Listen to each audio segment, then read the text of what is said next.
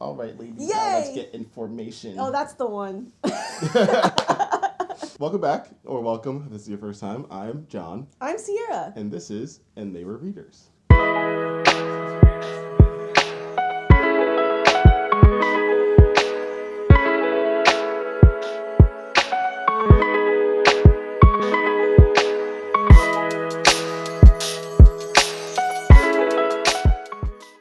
It is the end of another month. And I'm done with finals. And I'm sick. So happy, sad. But I'm getting over it. I was like dying in the streets 2 days ago. But now I'm like, okay. You could probably hear like in my voice I'm a little stuffy. Oh, that's fair. And that's just how it is. That's what it's going to be. I was sick for the first 2 months of this entire That's project. true, yeah. If you go back and just look at how many times she coughed in the middle of talking, or in the middle of me talking. Really struggling. And then I got better. Yeah. And then life got a little worse. And then we're back. Now it's my turn to be sick. Hopefully it's not okay. for 2 months. Hopefully just for like Tomorrow. It's okay. Don't touch me. Okay. Anyway, it's the end of another month. It's the end of another month, so we're going to hit you with the books we read this month. Yay. I made it through finals, like I said. The last week of April was like the bulk of my finals. I kind of just like hit away and did my job and wrote my papers, and we did it. Yeah. And I'm so proud of the work that I actually created. So we're done. Round of applause for Sierra. Thank you. So now I get to read more. So the first book I read, I just sat up straight, which I'm not allowed to do. The first book I read... You made it sound like I'm forcing you to slouch. Was Finding Me by Viola Davis. I don't have the physical copy, Oh. so I'll put it On my face as usual. somewhere. Hi. I listened to it, and Viola Davis reads it, and it is phenomenal. It is so good. So her life is wild, like definitely not the industry plant, whatever kind of celebrity. No, not at all. She self-made entirely, had a rough go of it. There's some stories in her life that I remember I had to tell Sierra one of them. I was like, you read this and you just still live your life normally day to day and you just go on. How do you do that? There's one with like a cat. There's a cat. And if you know, you know. There's a cat and there's like a man that needs some mental assistance. Mm-hmm. If you know, you know. And I listened to it and I was like, and you just live now after experiencing that? Yeah. I think it's one of those things where there are people in my life who have stories similar to hers. So when I read things like that, I just gain more empathy for the people in my life who've like lived through it. And I read the book and was like, that gives me more clarity as to what happened in these people's lives. And like now I need to like spend time learning more about the people in my life too. Yeah. That's really what happened with me. If you don't know who Viola Davis is, she is a really amazing Black actress. She has been in Woman King was one of her recent ones. She was in Suicide Squad. She was in How to Get Away with Murder. There you go. She was in The Help. Yeah. She's been in a ton of movies. Yes. And yeah, she's phenomenal in everything she does. She's like on the same level to me as what's her name? Like Octavia Spencer? Octavia Butler's an author. Yeah. Yeah, so highly recommend that autobiography. Obviously, like, read your trigger warnings. A lot of stuff happens. A lot of stuff happens, but it is probably one of my favorite memoirs that I've ever read. Yeah. It's real life. Like, it's her life. So, like, stuff happens. That's the review. It's real life. It's real life. I don't think that this book glorifies pain. I agree. think it's very honest about I life agree. experiences. Yeah. And then shows what that does to a human and then how a human grows from that experience. And the way she writes and like narrates her own story is very blunt. Like she's just telling you. Yeah, she's telling you how it goes. Is. It's just like this is how it is. This is what happened. Yeah.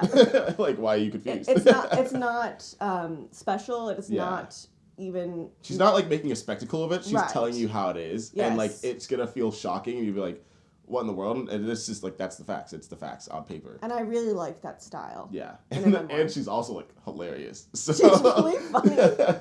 So read it if you want to read it. If you have the opportunity to listen to it, highly recommend listening to it. I agree. I Great listened to audiobook. it too. English? It's I okay. listened to it too. Yeah, as well. Yeah. Do I have to go again? Yep. Okay. Because you said you read 7, but 7. I see. Oh, 7. Yeah, Okay. and some of them exist in the ether. Did I read a book in the ether? I did read a book in the ether. Do you want to do it now? Is that you? No, I just was so surprised. So 7-5. 7-5. So we can do it however you want. You go. Oh, okay. I'll go with my second to last read book, the one that's in the ether. Okay. It's called Matched by Ali Condi. Okay. So one of my students had to read this for class. Ah. And so I said, I'll read it. Yeah, and solidarity. then it was such an easy read that I just went, and then I was done. It was in the middle of finals. I was like, I need something to like escape. I will say it wasn't my favorite. Okay. Super easy read, not a great book. Fair. So I think, to set the context, Matched is about a dystopian world Okay. in which everything in society is optimized Okay. based on the data. So Okay. they like just figured out, quote unquote, that at 80 years old is like the best time to die because you've like lived a full life and then you can die peacefully. That, you know, if you choose to get married, that they'll find the match for you because they know statistically who will have the happiest marriages and therefore like there's no divorce rates. Okay. It's okay. scary. It did. At first, I was like, it seems kind of utopian if like they're figuring out That's stuff the based best on the dystopians data. are. That's fair. That's fair. Yeah. So then you follow the main character named Cassia, I think. Is that your pronounce? I don't know. Whenever you like read books, how do you say words? Yeah, you choose yourself. Yeah. Yeah. And one thing I really liked about the trope of this book is it wasn't the chosen one. Okay. It wasn't like we're following this character and she is the only one who can do the thing. She's gonna rise up. Yeah, no, she's like just a normal girl. I loved that. Okay. I thought that was really good and well done. So basically she gets matched. You get matched at 16 if you want to get married. Okay. So like if you choose to go the single route, that's totally fine. Like nobody cares. But it's you like can't really change your helpful. mind. You can't change your mind. Yeah, no, it's super weird. So at 16, it's like, do I want to be alone for my whole life? Yeah, and it's just like people like if you want to choose to get married, it's like a very normal thing, and then you get matched. So when you get matched, you don't get married yet. Thank God. Yeah, you wait. I think it's like you get married at 21 or something. I don't remember the details. Okay. The beginning of the book was a while So you ago. can have champagne at your wedding. Sure. I don't know. But like you get to know your match and then like their families meet and all that kind of stuff. Oh, okay. It's kind of like an arranged marriage. Yeah. But by the government. Yeah. And science. And science. and like a lot of algorithms. Okay. So she like puts her match card in. Okay. And like you go to this banquet, you get your card, and then you see that person and it's her best friend from childhood. Okay. But then that fades away and it's this other guy. Oh, wait, what? Yeah. So it now changes? Yes, it changes. And so she like is confused no. Okay. and like brings it to the government and then you kind of find out more about the reality that this world is really messed up. And it's not just statistics, it's based off of people's... No. So I won't tell you what happens. I'll tell you what happens, but I won't tell you why the picture changes, but that's like the whole point of the book is like you're trying to figure this out. Yeah. But it's not like she's so special. Like that's what I actually really liked about it. It's not because she's the chosen one. It's just like she'd be a good person to, do this experiment with kind of vibe. Uh-huh. Yeah, I know. So that's what I enjoyed about it. Okay. What I did not like. Oh, here we go. So I was talking to my student and I was like, yeah, so like what are some characteristics of Cassia, thank you. I don't know how to say her name. I read it. And she like tells me what happens with the student or with the girl with Cassia. Yep. And I'm like, that's true, but like tell me some characteristics. And she like couldn't tell me characteristics of the girl and I was like, honestly, you're right. Oh, she had no personality. She has no personality. And then I was like, actually, none of the characters do. Is it like the author took so much time developing the world that they forget to... No, just everything... Trying to give them the benefit of the doubt. Everything was just a very, like, I don't even know. Was it on purpose? I don't know. Okay. I'm just out here being like, actually, you're right. I don't care about the characters. I don't... Because like, they're really even about the world. This is me playing devil's advocate. It's like, since everything is so scientific and data driven, it's almost like your personality is taken out of the fact. Sure, I'll give the benefit of the doubt for that. But I don't know, that's me being like, hey, good job, author, when that might not be their intention. It's a trilogy. So there's 2 more books. Okay. So obviously it did well enough to get like more publishing. This is true. So I gave it a 3.5 out of 5 because I was like, it got me to want to know. Yeah. But I didn't think it was the best book of all time. Okay, the next book that I read, I also listened to this one, was Yellowface by R.F. Kuang. Oh. Yes, and I didn't buy it. I'm still like on the fence of whether or not I should buy it. I didn't love it. I think I gave it like a 3.5. And here's why. Okay, yeah, tell me more. Because I enjoyed this book, but I didn't love it. Obviously, this book is like blown up on Book Talk, Book 2, whatever. And like, I think it's because R.F. Kuang has established herself as a great author. We love Babel. and like the Poppy Oh, Seed you War. did read Babel. I did read Babel. The Poppy War, yeah. Poppy- the Poppy Seed Poppy War is Seed- really funny. It's not Poppy Seed War. The Poppy War trilogy that she has, people like that too. Anyway, so I was like, okay, Yellowface, R.F. Kuang. You follow this main character. Her name is Juniper. Yes. Mm-hmm. And at the very beginning, she's like an author. She's a struggling author. She's not doing too well, but her friend is super successful. I forgot her name now. But she's beautiful and... Athena? Yeah. I read job. it so long ago. Athena, and she dies, right? And then as she dies, Is that public knowledge? Yes. So It's not a spoiler at all. I was so shook when it happened. The way It does did. happen so fast. And so like, bizarrely. So bizarre. Anyway, and then she like steals her manuscript, and this is the base of the story. Mm-hmm. What R.F. Kuang is trying to like push, like the overall message, communicate. Thank you. Is there's a lot of work to be done when it comes to diversity in the publishing industry. Now, the book could have ended probably like halfway through. I agree. And it would have been fine. We got to the end, and the end, like, it just keeps getting more and more dramatic, and we keep like dialing back on the same point over and over and over again. And I'm like, listen, Rebecca, you Not Rebecca. you know that you have a smart audience. So why are you explaining issues to us as though we are like in kindergarten and we didn't hear you the first time? Which is what I had a problem with in Babel. Correct. And the beginning of the Poppy War, I like couldn't get through because of that. Yeah. So I think I gave it like a 3.5. It's like a well-written book. She's a great author. I just feel like if you're gonna like repeat something to me over and over again, make it maybe slightly more abstract. Okay, my turn? Yeah. Okay.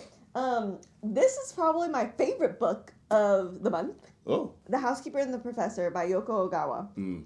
I loved this book. Okay, so basically it's one of the coziest books you'll ever read. It's about a housekeeper who goes to this man's house, and he is a professor who has dementia, and he basically forgets what happens every certain number of hours. I don't remember how many, but like every day he forgets. And he puts little notes on himself on his old suit, and it's like pinned on, and he has all these little notes to remind himself about people. Numbers for me are like how we explain what we see, and like math is an explanation of what we've experienced. Yeah. And I think this book puts together language with mathematics in just the most delightful way. And so, yes, thank you to the person who recommended this to me. Yeah, it's a very you book. It's a very me book. Yeah. I think I gave it 5 stars. Wow. It was just like the size was good. Yeah. And it just gave you a glimpse into someone's life. And there was a little bit of conflict, but not too much. It was like just normal the life. perfect amount, the cozy amount. A cozy amount of Yeah. conflict. So I love this book. Highly recommend if you want a cozy read about math and family. Yeah. And it's not a lot of math. It's more so the joy that the professor gets from sharing what math is and the discovery of what numbers can mean to people. I think that's really pretty cool. This is The Love of Singular Men by Victor Herringer, I think. Maybe not. It is a Brazilian author. Oh. Yes. And Zadie Smith, who is an author that we both love a lot, had this to say about it. The Love of Singular Men is truly a singular novel. Upon finishing it, you want to immediately meet the young man who wrote it, shake him vigorously by the hand, and congratulate him on the beginning of a brilliant career. But Victor Herringer is gone. He left this beautiful book behind. Okay. Yeah, right? And I read that before getting into it, and I was like, oh, That's okay. so sad. So this is placed in Rio de Janeiro in the 1970s, and like kind of into the turn of the century, and you follow this boy named Camilo, and he has a sister, and he lives with his family, and his father has this weird kind of sketchy business that you don't really know what he does, but you know he's like kind of important and he makes enough money for the family. Okay. Anyway, one day he brings home this boy who is orphaned. Okay. And his name is Cosme. And yeah, and Camilo is like kind of upset when he brings him home because his mother's reaction to bringing home this child is like, what have you done to this family kind of vibe. So at first he's like, I hate this kid. Get him out of my house, right? Yeah. And as time goes on, they form a friendship, and then they end up like forming a really cute little like romance together. Mm-hmm. And they're both young. They're just like going outside playing soccer, hanging out with friends, doing like whatever kids do. There's some beautiful lines in this book. And sometimes it's like really experimental. Like there's one point, I feel like I can find it. Oh, yeah, sometimes there's little like illustrations. Yeah, that's kind of fun. So basically, he ends up saying, I loved my postmate like you loved your first love, who was called Bruno or Pablo or Ilyich or Ricardo or Rana or Luciano, Eduardo, blah, blah, blah. That's a lot of names. Yeah, and it keeps going for 3 pages. So it goes, like, I'm just going to read some of them. It's like Carolina loved Victor, like Marilia loved Leonardo, Rodrigo loved Amanda, Marcelo loved Andre, Natalia loved Rodrigo, Mariana loved Cadu, and Laura loved Antoine, and like Fernando loved Clarissa. And at first I was like, can I just skip it? And I was like, no, John, what if it's important? No, but literally, I flipped a page. Both of these pages are the same thing. So it was beautiful. Sometimes it was a little too experimental for me, and I was like taken out of the story. Especially when I had to read all those names of love. So for that reason, I think I gave it like a 3.5 or something. Yeah. But I do want to read other works by this author, if there are. Oh yeah, his debut novel Gloria. Oh, there you go. Good job. So there's others. He has passed at a very young age, the author. So I am so shocked you bought this. I liked it a lot. Let's talk about it. This is the most recent book I read, and a lot of you might be shocked. It's very bright, it's very pink, and it is a romance. And I love it. And this is Happy Place by Emily Henry. Okay, I listened to this, and I was like, I have to buy it. Wow. It was that good.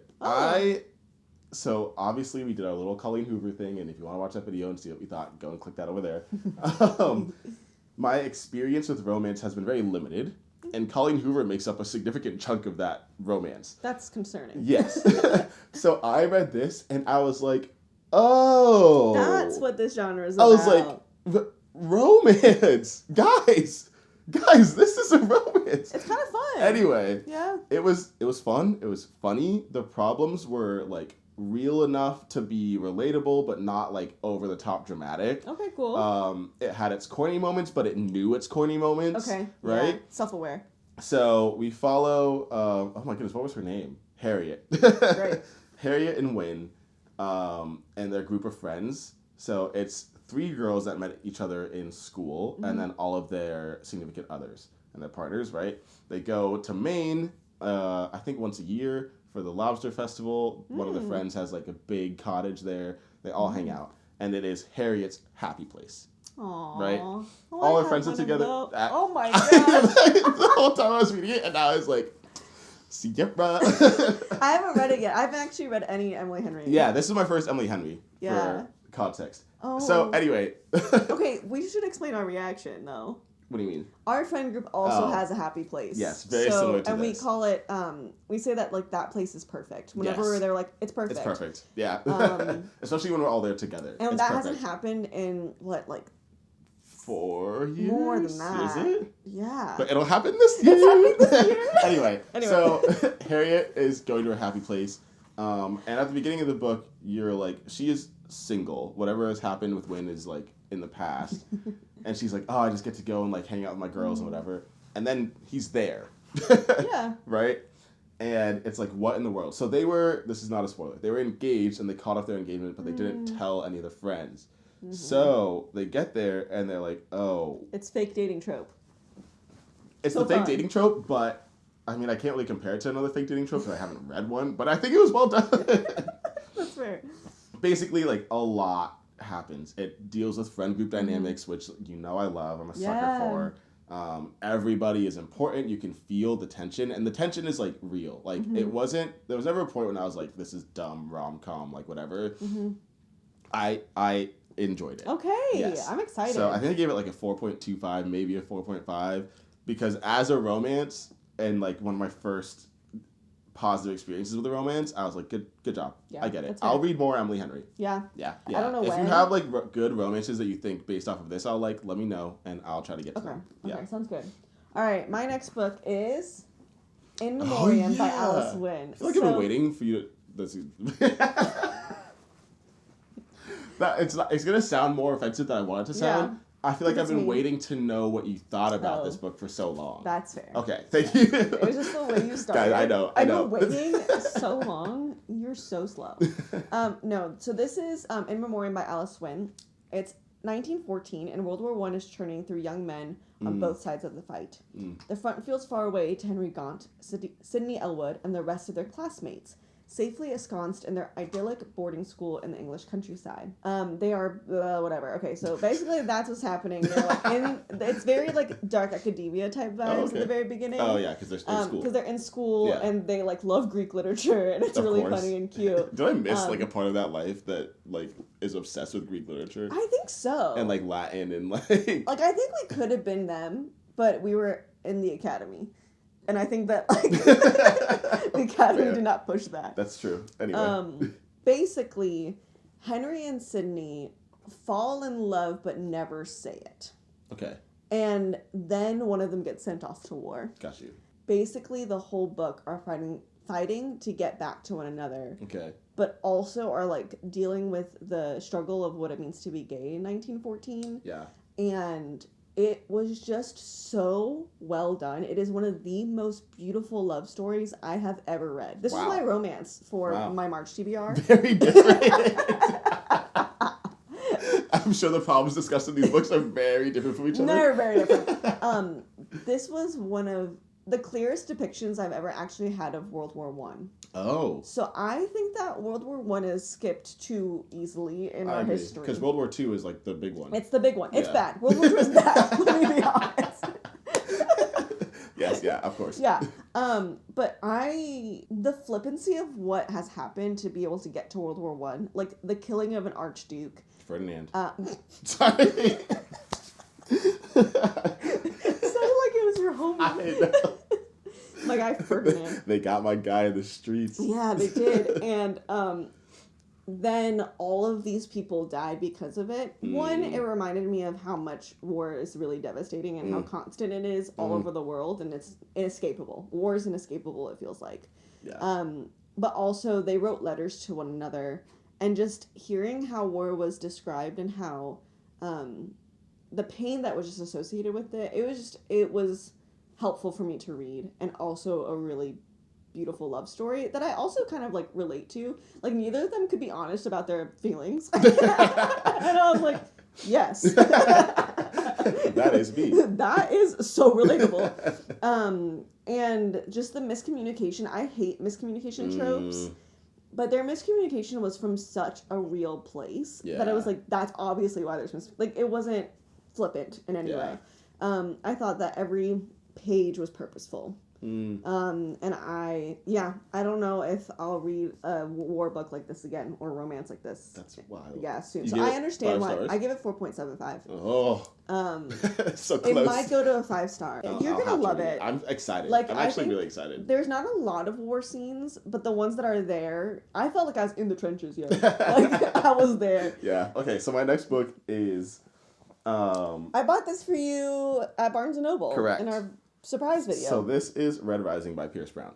And I've mentioned this before, the internet has been like, John, you'll love this book. Yeah. And they were right. I love it. Oh. Yes. Oh. Hold on.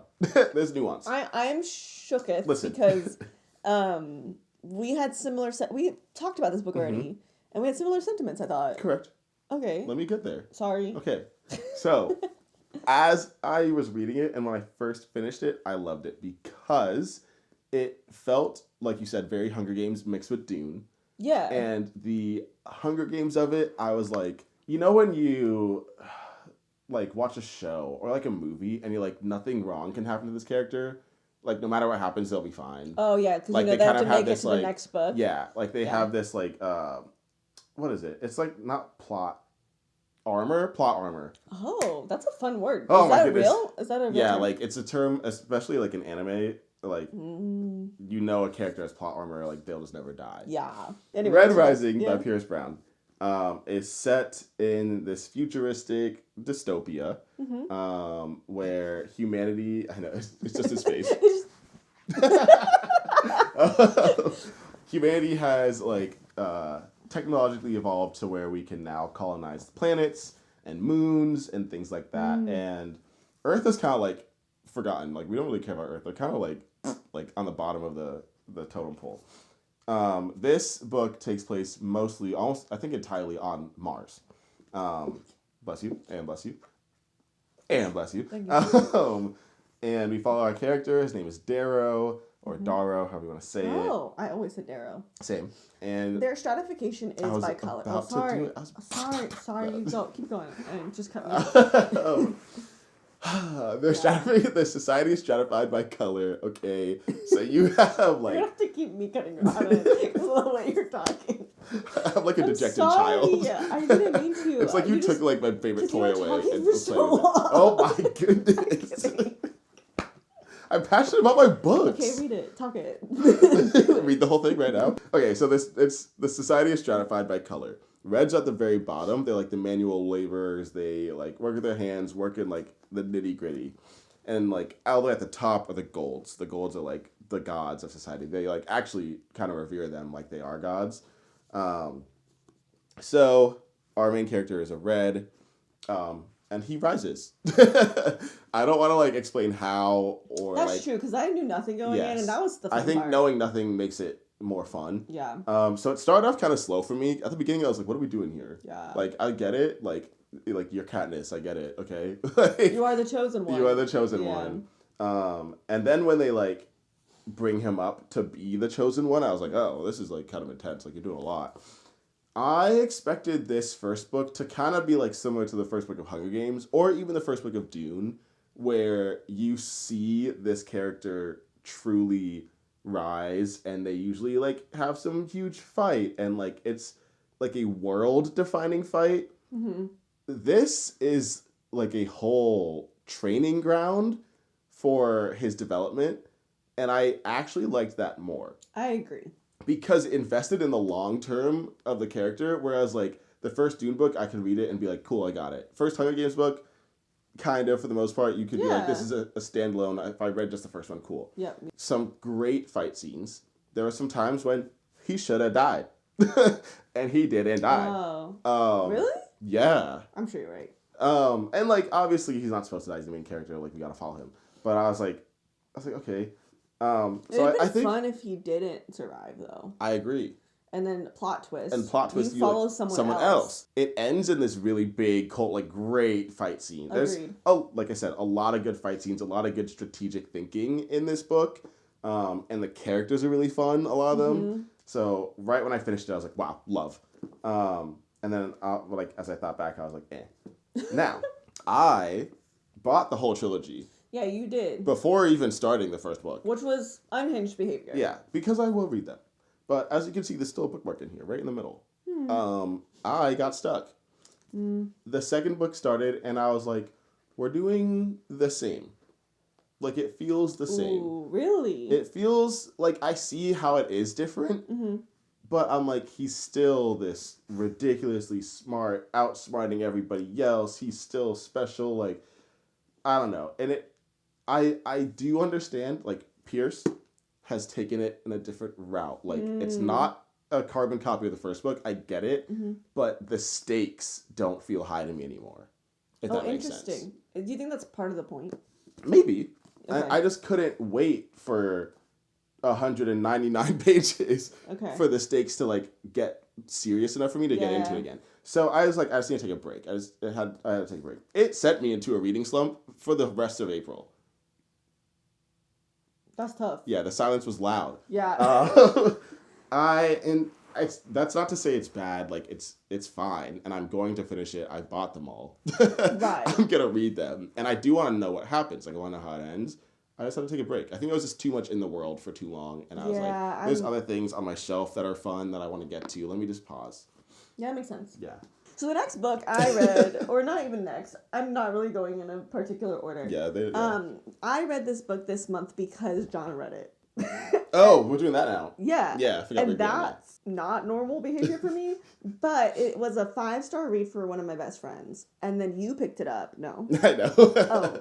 It was also a 5-star book. Okay. I know. And so I was like, the strongest eye roll in history. Anyway, so the best book. No. What? Sorry. It's so far the best book I've read this year. Okay. Sorry, that was so trying to fight for my life to get through the sentence, and I cannot. I was trying to help you. I kept trying to help you. It was always wrong. Nothing I ever do is good enough. Just be patient. I'll get there. Okay, I'm waiting. Okay. I'm not going to say anything. So, the book that I read this month that was inspired by John reading it was Project Hail Mary by Andy Weir. Yeah. Again, last names are particularly hard I'm for pretty us. sure it's weird. Anyway, this book, you want to run it down actually because you read it first? Sure. Okay, because I can't speak right now. Yeah. I'm so hungry. When I try to help you, I get reprimanded. I'm sorry. It wasn't on purpose. Anyway, so Project Hail Mary by Andy Weir. This is one that I went in blind. Same. Like, I think what most people know about this book is it's in space and you're kind of trying to save the world, right? It's Project Hail Mary. Like, if you know anything about football, Hail Mary is what you throw and, like, things are kind of desperate. Whoa. So Whoa. that is all I knew going into it. And it is that, but so much more. It's so fun too. Yes. You wake up, your character wakes up out of a coma, basically, and you're like, what in the world is going on? So he's like piecing together memories, trying to understand where he is, what he's doing. And you are just as lost as he is. Like, you wake up with him and you're like, whoa, where are we? What's going on? I was like, spaceship, dude. It took him a little while to get But, like, that makes sense why he didn't know. Like, Yes. you could be somewhere in the... on Earth. Yeah. That is like that. Yeah. Yes, absolutely. But for us, as the reader, you're like, spaceship. Oh, yeah. Yeah. Okay, that's fair. Anyway, what's his name? It's something... Ryland. Yeah. I was going to say Ryle, but Ryle is from... We don't like Ryle. We don't like Ryle. Anyway. It's from Colleen Hoover's Yes. book. So we have Ryland. I don't want to give anything away. I don't want to give anything away, but I will say the writing style is very accessible and conversational. Yep. It's almost like I felt like I was listening to him talk to me about things. So there would be times that's a good thing or a bad thing. I'd be like, because he'd say something sassy, and I'd be like, John? Yeah, Hello? that's fair. I will say something that you do find out about him, and I might spoil this, but you find out really quickly, is that he's a teacher. Oh, yes. And I think that was such a helpful explanation for why he explains the way that he does and the way that he processes information to someone who's reading this, and you're like, why are you able to explain this to me, not like a scientist who has no idea how to communicate with a 13-year-old? Oh, you do. So that's like really helpful, I think. Yeah. And I was going into this being like, how are you actually going to do this? And then most of my questions were answered. Yeah. So I thought that was really cool. It does a really good job at explaining itself and all the like plot development in a way that's accessible. So like if you don't understand science, you're good. If you don't understand physics, you're good. Like it's fine. But it also doesn't talk down. No, not at all. At the same time. It's funny and witty, which yes, that's why you had me immediately. Some of the things that happened, I was just like, how did nobody spoil that for me? What do you mean? Like, don't say anything. Exactly. But we'll talk about it later. But I think it's because everybody in the community knows that like we don't want to spoil anything. It is like a closed vault on this book, and I love that. I was gonna say something else. Oh, the side characters in this book are so robust, and like their personalities, you like only get glimpses of them, but you like as soon as they start talking, you're like, oh, that's so you. Yeah. To the point where I was like, I need a mini series on this book. Yeah. Because I need to see one of these characters in real life. In real life. Like I need to see them in action because it is iconic. Yes. The other thing that I realized was, thank God it's not me. Like if the Earth ever is failing and we need to send like a select group of people to save it, it is not me. It's not me either. I'm not a scientist. Like, so you gave it a 5-star. Yes. I gave it a 4.5. That's okay. Because I felt like sometimes the way that he would come to solutions was too fast. The ending, this is one of the best endings to a book I've ever read. So this was my favorite book of the month, favorite book of the year so far. Easily, hands down. Nice. Incredible book. Yeah. Phenomenal book. This is a good reading month. We had some heavy hitters. That's true. Yeah. I read slower than I wanted to. Like, I guess I took a whole week off. But there was, like, a point where I was like, I just want to finish books. I want that, like, endorphin and, like, serotonin hit. And, like, I just want to finish a book. Yeah. And I couldn't. I mean, I did couldn't. 7 instead of 9, so like slightly less unhinged behavior, slightly more hinged, like a door. So, like, I had door-like behavior in this Very, one. very normal door No, behavior. I read like... Okay, so yeah, this book is a graphic novel. It is Mouse. There's 2 books, but this is like the complete edition, because I knew I wanted it all in one. And this is by Art Spiegelman, who is a character in this book. Oh. Yes. You get their backstory, and like if you want to see what the art is like, it might be hard to see. But Yeah. it's black and white. It's really detailed. Very detailed. So the Jewish people are mice. Mm-hmm. The Germans are cats. Okay. Poles are pigs, I want to say. Mm-hmm. Americans are dogs, on brand. and like at one point you see someone from Scandinavia and they're like a deer with antlers. And I was like, you got it. You're right. You did everything right. So, yes, this is a book about the Holocaust, and honestly, one of the most robust and like fully like well explained depictions of the Holocaust from someone who lived it that I've ever seen. Mm-hmm. And it is insane how this man survived. There are so many times that it was like you flipped the coin and it landed the wrong way and it was him. Or like he stood one person to the left in line and it was him, right? Like it was sometimes such small little decisions that he made that saved his life. Yeah. Oof. And I was just like, that is crazy. And he talks about like, yeah, and that's just how it was. Is it a true story then? Yes. Whoa. Yes. True story. He is literally like, you see him, like you go in and out of the story because he's like interviewing his dad. Mm-hmm. And you like, you interact with them and you, at some point you get so frustrated with the dad and like, why do you do this? Why do you think like this? And then you see his life and you're like, oh, this is why. Like it is trauma. Wow. This is how you survived. And now this is how you think. Like you're a little stingy. Like you like things a certain way. You're very determined. And it's because if you weren't, you would have died. Yeah. Right? So it is at the same time an amazing depiction of someone who survived against all odds through one of the worst atrocities in human history. And the difficulties of father-son relationships, especially with a father that went through something like this. And it was so well done. When I realized that it was doing both so well, I was like, I get it. And I think I finished it in 2 days. I couldn't put it down. Oh my gosh. The graphic novel is easy to read. It just sounds so good. I have to read this. It's so good. I think I gave it a 4.5. Honestly, deserves better. Yeah, I was kind of surprised by your rating based upon what I've known. Yeah. And the way you're describing it now. Yeah. So I've had time to reminisce on it more. It's phenomenal. Highly recommend. Winner of the Pulitzer Prize. Winner of the Pulitzer Prize. Yeah. Well, the book that I read, that's the winner of the Pulitzer Prize. I finally finished it! Oh my gosh. Sorry, did that scare you? No. Okay. It's been so long. It's been so long. Okay, so this is The Goldfinch by Donna Tartt. Yes. Donna Tartt also wrote The Secret History. One of the greatest books of all time. Whoa. I don't know if I agree with that. Okay. So you can claim that. So I started reading this in August. Yeah. Of 2021. The last one. We haven't hit another August yet. I know. I was kidding. It is a really good book. But it took me so long because it's so long. It is long. It's such a long book. And the pages are also... Yeah. Right? Like, it's just a lot to consume. Okay. So I felt like I was trudging through this book. Yeah, I also felt like that. Stop? Watching you read it. So this follows Theo Decker, a 13-year-old New Yorker who miraculously survives an accident. Ooh, okay? Okay. And we really follow this painting, The Goldfinch. Oh, okay. Yeah, it's a real painting. Yeah, okay. By Carol Fabrish.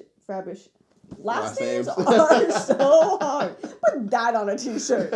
Okay, Carol Fabricius. Cool. From the 1600s is when this artwork was painted. Cool.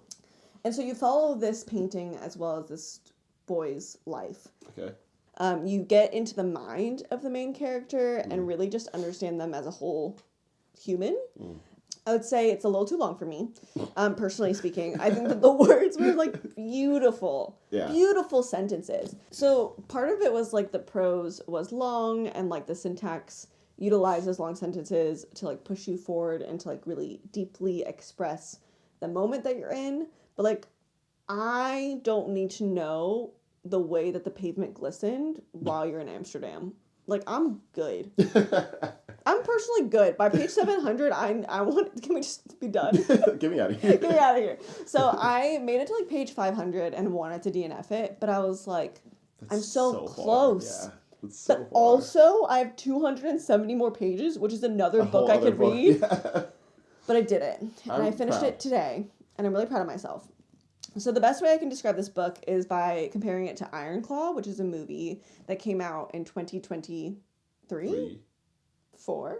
No, it was 2023 because I had finished Avatar right after watching that movie. Yeah. So it was 2023. Good job. Thank you. And that movie I really enjoyed. You follow a family who's a wrestling family and they experience tragedy. And that's very similar to this book, where you kind of follow one person or one set of characters and they experience tragedy. The main difference is you follow a wrestling family in one and art and like a child in this one. This book isn't about wrestling? Not at all. Could you imagine? Could you imagine though? That'd be wild if Don's Heart was like, actually, let me talk about wrestling. I would also say that similar to Iron Claw, the pacing was off for me. So Iron Claw I thought was way too fast. It felt like a little jarring how they put the movie together. Fair. And I was like, you don't really have time to deal with anything. Yeah, and I was like, there's actually time that does pass between these events, and it doesn't feel like you get to have that experience. Mm-hmm. Whereas time passes a little too slowly in this book. I thought the pacing was too slow, and I just kind of wish that we had the same level of prose and just beauty within the words while also getting me to where we were a little bit faster. Not by much. I would have read 525 pages of this book. Okay. Happily. Yeah. After that, I was like, I'm good. Thanks, Donna. And I paused. That's why I was like, this put me in a reading slump, so I moved on. Yep. Read like 25 other books in between, and then I said, I'm going to finish it this month. Did I still have to buy it because the library's copy for too long? Yes. But now I own it, and I can like refer back to some of the beautiful passages that are in here. The commentaries on life. There you go. Yeah, don't buy it. No. I got it used, so there you go. I did it. Nice. Thanks. So yeah, you saw May TBR last week maybe. Yes. And that has the books that we want to read for AAPI month / the books that we recommend for AAPI month. Yeah. But we're gonna start posting like what we're reading as we go along. So feel free to join us or read the books that we're reading and join us in conversation. We're excited about some of the books we're reading. And then also on Storygraph with Cindy has put together the Asian Readathon challenge. And so we'll be kind of following some of those prompts and keep you up to date with what those prompts are. Like and subscribe. Yeah. Thanks for checking us out. We'll see you on the next one. Bye. See ya. There you go.